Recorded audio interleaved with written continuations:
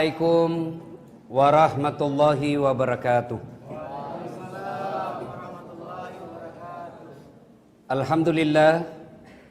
Alhamdulillahi rabbil alamin. Wabihi nasta'inu ala umurid dunya waddin. Ashhadu an la ilaha illallah wa ashhadu anna Muhammadan abduhu wa rasuluh. Allahumma salli ala Sayyidina Muhammad wa ala alihi wa sahbihi ajma'in. Amma ba'd. Faqad qala Allah subhanahu wa ta'ala fi kitabil karim wa huwa asdaqul qailin. A'udzu billahi minasyaitonir rajim. Bismillahirrahmanirrahim. Ya ayyuhalladzina amanu dukhulu fis silmi kaffatan wa la tattabi'u khutuwatis syaitan innahu lakum adu mubin.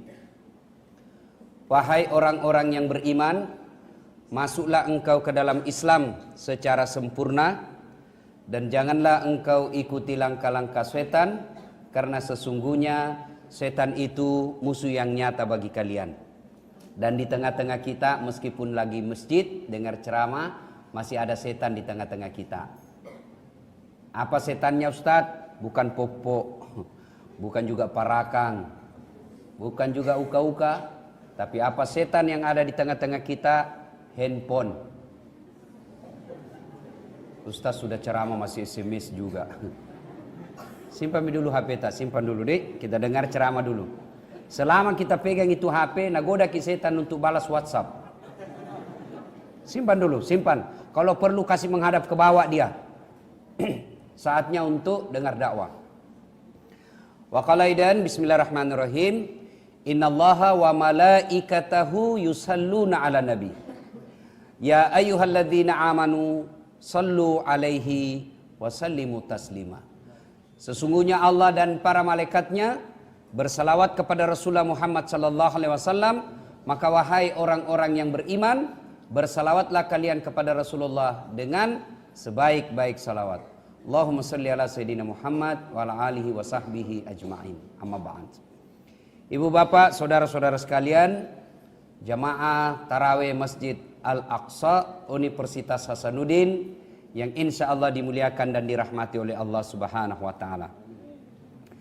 Telah datang bulan Ramadan, bulan yang kita rindu-rindukan. Tentu orang yang beriman, Pak Kepala Tala tidak narindukan. Sebenarnya puasa misalnya orang ya. Orang beriman tentu merindukannya. Sidang jamaah yang saya muliakan, bulan Ramadan banyak sekali namanya.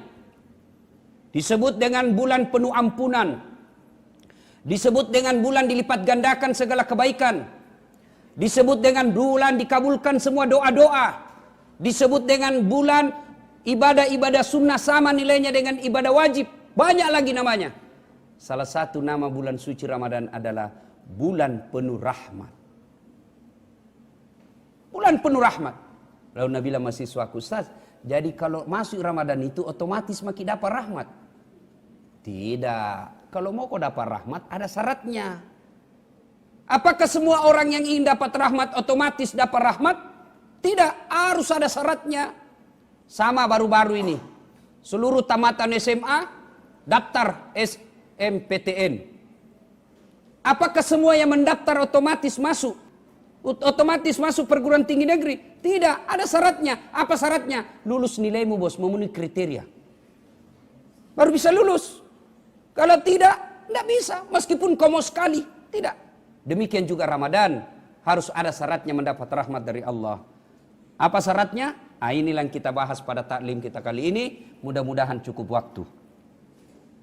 Dalam Al-Quran Allah jelaskan. Bismillahirrahmanirrahim. Innalladzina amanu walladzina hajaru wajahadu fi sabilillahi ulaika yarjuna rahmatallahi wallahu ghafurur rahim. Ayat ini menginformasikan Anda ingin dapat rahmat Allah, ada 3 syaratnya. Berapa dek? Berapa? 3 ji bos. Lebih susah syaratnya jadi anggota DPR. Apalagi jadi wali kota. Repot. Baku gugat-gugat. Seandainya nak tahu itu bagaimana hukumannya jadi pemimpin yang salah gunakan amanah, dikasih lihat api neraka. Tidak ada mau jadi pemimpin, bos. Berhenti mana dede api. Cuma karena dia bayangkan ajudan, dia bayangkan pangkat, dia bayangkan Garuda, mau semua. Nah, syaratnya apa? Al-Quran menjelaskan. 1, innalladzina amanu. Beriman kepada Allah subhanahu wa ta'ala. Langsung anak muda tepuk dada. Gampang justas. Punna iman ji beres mi. Sorry bos, mengaku beriman gampang. Tapi yang sulit adalah diakui oleh Allah sebagai beriman. Contoh, kenal Ki Yusuf Kalla? Kenal? Joya Wapres kah? Kenal? Omku itu bos. Bapakku sama bapak saudara. Cikaling amureku. Ngaku gampang. Kenal Ki Donald Trump? Kenal? Nenekku dengan nenek itu sepupu. Ngaku gampang. Tapi yang sulit diakui. Saya bilang saya masih pamannya. Saya itu Yusuf Kalla paman saya. Tapi begitu dicek ke Pak JK. Pak JK, kemana kan tak beda das atletik? Siapa? Tidak pernah aku dengar. Gaya aja itu mengaku-ngaku. Demikian juga dengan Allah bos. Ngaku beriman kepada Allah gampang. Tapi ketika di cross check kepada Allah. Apalagi di akhirat kelak. Ya Allah saya beriman kepadamu. Allah bilang mana tandamu? Mana beda tandanya kau beriman? Kalau kau beriman. Kenapa pale sandalmu suka injak-injak sandalnya orang? Di luar baku injak-injak sandal pak. Kalau kau beriman, kenapa ketika azan, hayya 'alas shalah, kau tidak datang? Kalau kau beriman, kenapa kau suka berdua-duaan? Selesai salat subuh, alasan pergi jogging. Ketawa kau karena kau nak kena cilaka. Alasan kebugaran. Tapi heran tonga, Ramadan pi sudah baru banyak yang jogging. Selesai Ramadan hilang semua mi. Padahal modus. Coba. Kalau kau beriman, kenapa pakaianmu seperti itu? Kalau kau beriman, mana kriterianya? Nah, orang beriman itu jelas. Iman adalah, waktu aku masih SD aku pelajari ini. Iman adalah meyakini dalam hati, mengucapkan melalui lisan, melakukan dalam kehidupan sehari-hari. Dari definisi operasional ini, maka dapat diambil kesimpulan ada 3 syaratnya iman. 1, yakin dalam hati. 2, ucapkan melalui lisan. 3, lakukan dalam kehidupanmu. Maaf. Kita sekarang ini iman kita baru 2/3. Yakin, ucap, belum tentu dilaksanakan. Bagaimana hukumnya jilbab yang lebar dan tidak kentara lekuk-lekuk tubuh? Wajib. Apa maksudnya? Dosa kok kalau kau tidak lakukan. Kenapa simpi-simpi jilbabmu? Lebih seksi kalau begini bos. Dia belum lagi beriman kepada Allah. Kenapa? Dia hanya di bibir, hanya diyakini, tapi belum dilakukan. Bagaimana menurutmu Ramadan? Saya mendapat hadis bahwa Ramadan itu seperti buah kelapa. Makin lama makin kuat, makin lama makin banyak santannya, makin tua Ramadan makin banyak pahalanya. Oh itu benar menurut Nabi itu. Tojengjo. Cocok itu Nabi bilang ustaz. Kenapa paling akhir Ramadan hilang semua mako? Wah mall. Ini kalau awal Ramadan saya lihat itu dia penuh sampai di luar. Sampai di luar itu pak. Tapi boleh taruhan. 15 ke atas tanya mi pak. Hilang semua mi. Nah, memang kalau Ramadan itu kan ibarat sepak bola. Hari pertama sampai 10 itu penyisihan. Namanya penyisihan pak. Biar partai abal-abal masuk tonji. Pak Botoro, Pak Kepala Talang, nah datang semua. Datang tongi di masjid paling depan itu duduk. Biasa Pak Kepala Talang. Bukan di sini ya. 10 sampai 11 sampai 20 ini semifinal. Hilami Pak Kepala Talang. Yang pergi cari cewek, lanyak ngasih mi. Dah? 21 sampai 30 final. Ini jago-jagonya mini. Kita lihat nanti akhir Ramadan siapa yang bertahan. Biasanya yang bertahan itu akhir Ramadan di masjid yang jauh kampungnya ndak ada sewa kapal.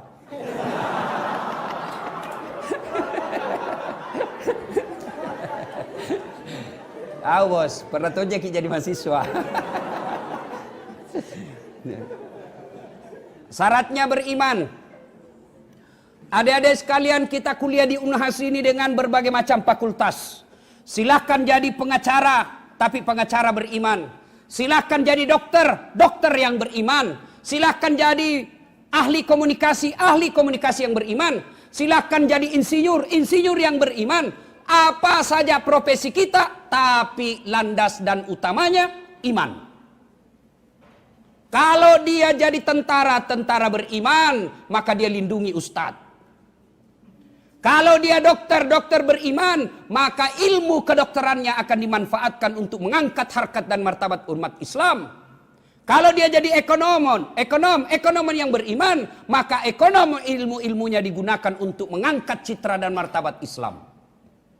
Silakan apa saja profesi dan pendidikan kita, tapi landasannya adalah iman. Pejabat beriman, tentara beriman, politisi beriman, artis beriman,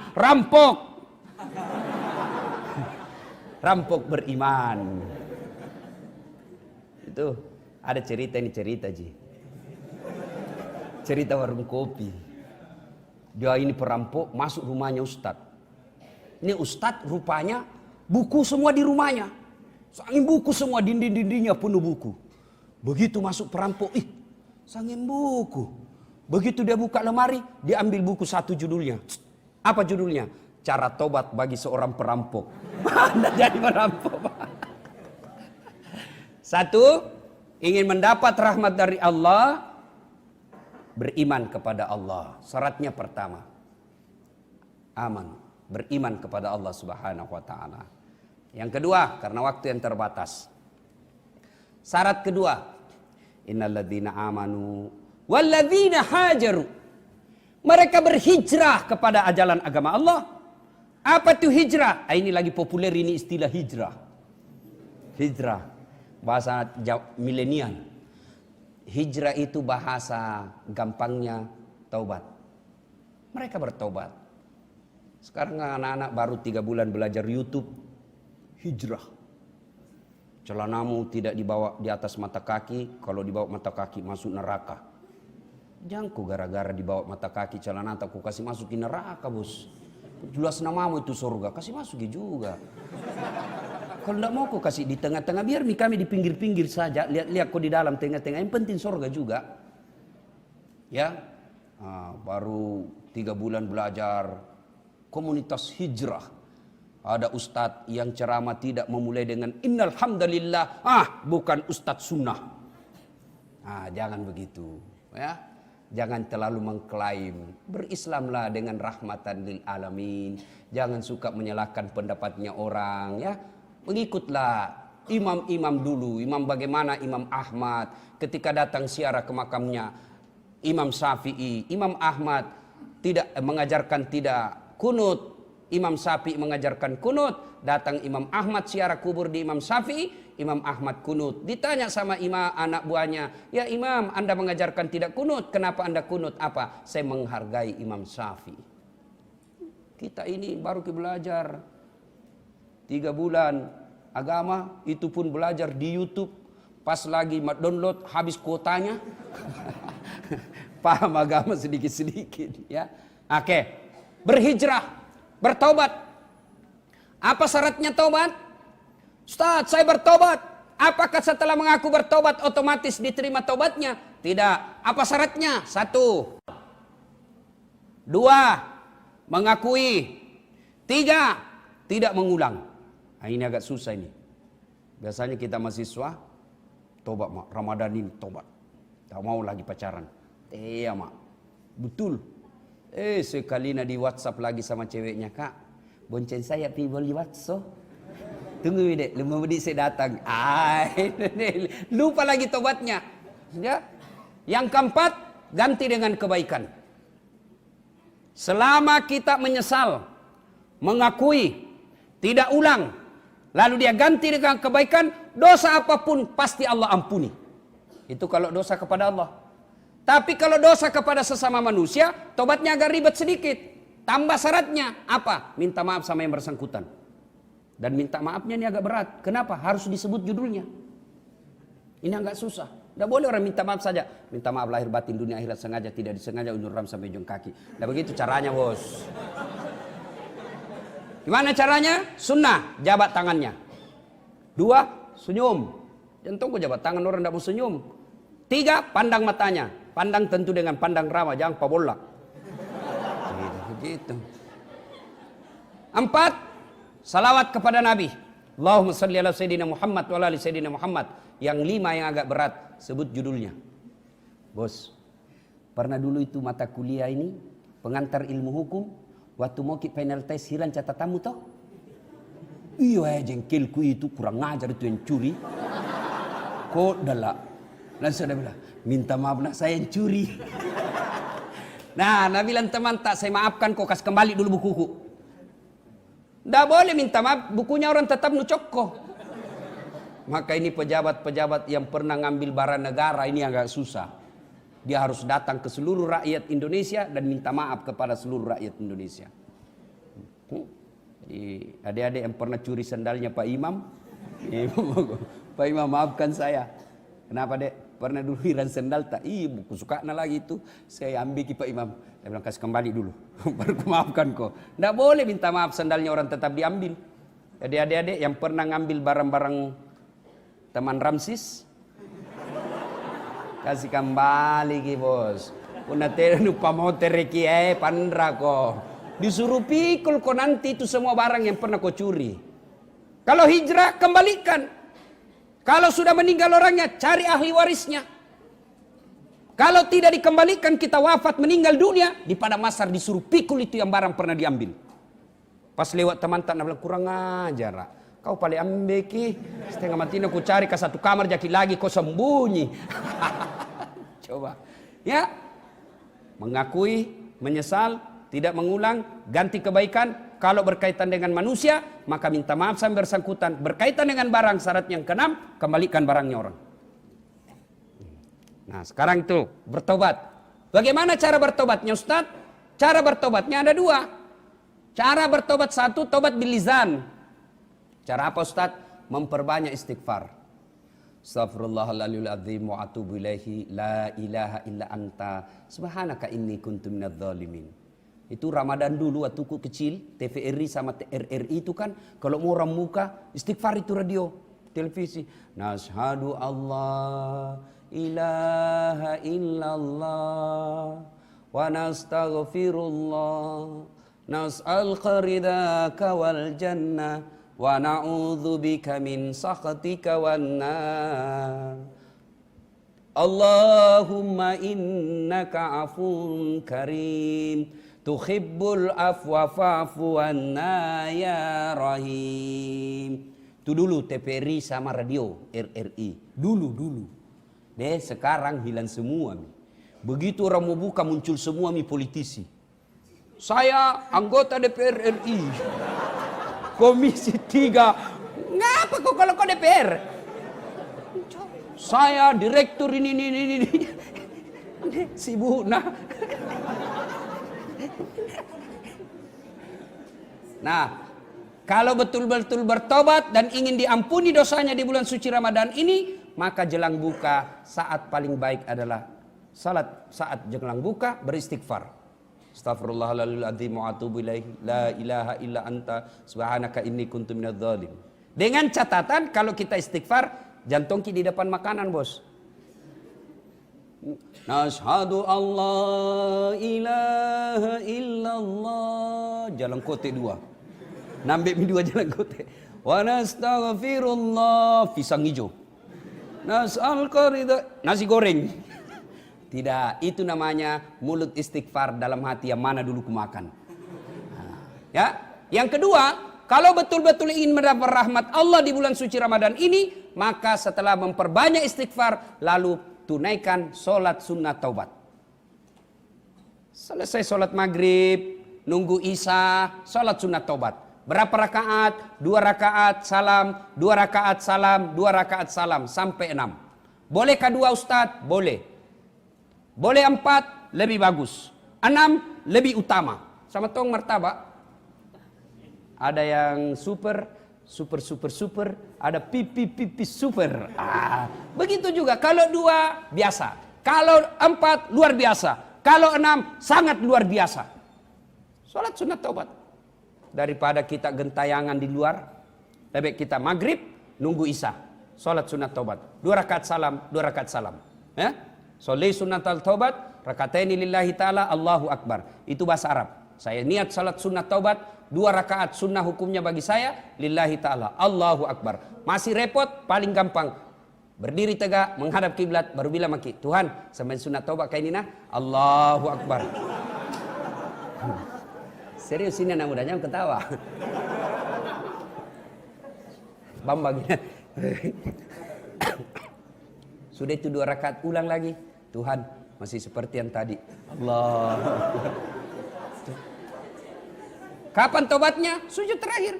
Tobat maki, sujud terakhir. Apa? Sampaikan. Ibarat kita menulis, kita punya diari. Curhatlah di diari itu. Curhatlah ketika kita sujud. Sampaikan apa penyesalan dan dosa yang pernah kita lakukan. Ya Allah, saya hilap ya Allah. Saya pernah berzina ya Allah. Saya di luar kontrol. Saya betul-betul hina.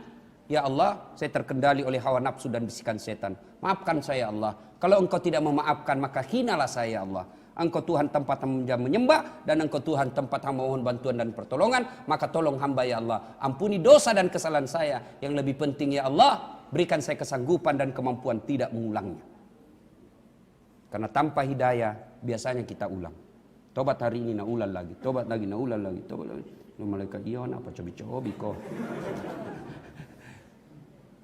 Yang ketiga, jika ingin mendapat rahmat dari Allah Subhanahu wa taala, yang ketiga, innalladzina amanu walladzina hajaru wajahadu fisabilillah. Berjihad di jalan agama Allah. Ini yang banyak sekarang mulai kita takut menyebut kata jihad. Jihad menurut Imam Al-Ghazali, segala sesuatu yang diniatkan lillahi ta'ala itu jihad. Puncak jihad adalah mengendalikan hawa nafsu. Itu puncak jihad. Termasuk jihad besar, perang, fisabilillah. Tapi bukan di Indonesia. Kalau kau bom bunuh diri di Indonesia, ambil pasang bom 1 kilo, dia pergi bom pasar. Yang meninggal haji. Wah, bukan itu namanya jihad. Kalau mau jihad ke Palestina, jelas musuhnya. Kalau di Indonesia, jangan bicara jihad baru kita bom bunuh diri. Tidak ada itu, mati konyol itu. Nah, jihad bagi kita anak mahasiswa, jihadnya apa? Nuntut ilmu. Jihadnya kita pemuda, kendalikan hawa nafsu.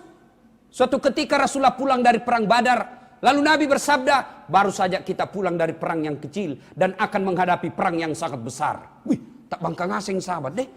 Masa ini, nah ini perang Badar paling besar ini. Perang apa lagi? Adakah yang paling besar dari perang Badar ya Rasul? Nabi bersabda, iya. Apa itu? Mengendalikan hawa nafsu. Ini yang paling berat. Coba, anak muda, tidak takut dia kalau ketemu geng motor. Sama-sama nambil pencaksilat. Kau dan satu, saya dan kawan-kawan. Coba. Tapi begitu ketemu cewek, hancur. Nah lupa ayatnya. Sebentar tompi. Gampang ji, sebentar kita tobat. Mengendalikan hawa nafsu adalah jihad. Jihad bagi kita adalah gampang. Gampang caranya Ustaz. Adik-adik mau pergi kuliah, amalkan. Wudhu dulu. Sudah dia wudhu, dia sholat duha 2 rakaat sebelum keluar. Sudah itu dia pakai pakaian yang islami, dia tutup auratnya. Lalu sudah itu dia keluar rumah. Sebelum dia keluar rumah, dia bertawakal kepada Allah sambil berdoa. Bismillahirrahmanirrahim. Inna salati wa nusuki wa mahyaya wa mamati lillahi rabbil alamin. Lalu dia keluar dari pintunya sambil menghadap ke langit. Bismillahi tawakkaltu ala Allahi la haula wa la quwata illa billah. Melangkah kaki kanan dulu. Insya Allah keluar rumah orang seperti ini dinilai jihad langkah-langkah kakinya. Kaki kanan catat 1 pahala. Kaki kiri gugur dosa kecilnya. bayangkan kalau kita tinggal di Tamalate, datang ke Perintis, UNAS, sampai tak putar-putar di fakultas, naik rektorat lantai 8, turun lagi, putar lagi di lapangan. Berapa langkah kaki didapat? Berapa jihadnya? Kaki kanan satu pahala, kaki kiri gugur dosa kecil. Bagaimana kalau naik angkot Ustaz? PT-PT kampus, alhamdulillah 4 rodanya dikali 4.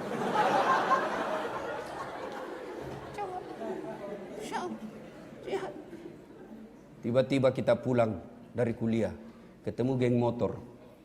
Nah tarik kita punya tas ransel, dia tarik juga, kita baku tarik. Nah tinju kita tinju juga, dia pukul kita, kita tunduk. Pak, kena. Kenapa jatuh? Nah ku pelan-pelan ji Tuhan. Ternyata usut punya usut, bisulnya nak kena. Kita sudah berdoa. Tiba-tiba kita kena peluru nyasar. Mati syahid bos. Kok bisa? Bukankah nuntut ilmu itu adalah jihad? Bukankah cari nafkah itu jihad? Bukankah membahagiakan orang tua adalah jihad? Lalu kita pulang dari kuliah, menuntut ilmu bagian dari ibadah. Membahagiakan orang tua adalah ibadah. Karena kita kuliah karena ingin memuliakan orang tua kita supaya dia bangga anaknya sarjana. Tiba-tiba di jalan ditabrak mobil, pak, mati syahid. Sudah ada wudunya, ditutup auratnya, dia sudah sholat duha, dia sudah berdoa, inna sholati, sesungguhnya sholatku, wa nusuki, ibadahku, wa mahyaya, hidupku, wa mamati, dan matiku, lillahi rabbil alamin. Saya serahkan segalanya kepada Allah. Bismillahi, dengan nama Allah, tawakkaltu, saya berserah diri, la haula wa la quwata illa billah. Tidak ada daya dan kekuatan kecuali datangnya dari Allah subhanahu wa ta'ala. Akhirnya ayat ini Allah tutup. Ulaika yarjuna rahmatallahi wallahu ghafurur rahim. Itulah orang-orang yang betul-betul aku rahmati, kata Allah. Mereka beriman sepenuh hati, mereka berjihad fisabilillah, kemudian berhijrah di jalan agama Allah. Itulah orang-orang yang betul-betul aku rahmati. Sesungguhnya Allah Maha Pengampun. Sudah diberikan rahmat Allah, ditambah dengan ayat berikutnya, innallaha ghafurur rahim. Allah ampuni dosa-dosanya. Sesungguhnya Allah mencintai orang-orang yang bertaubat. Semoga Allah subhanahu wa ta'ala membukakan pintu hidayah di bulan suci Ramadan ini, sehingga kita mampu betul-betul mempertahankan hidayah yang kita peroleh dan kita amalkan dalam kehidupan sehari-hari. Dan yang lebih penting dari itu, kesalehan kita keluar setelah Ramadan tetap soleh.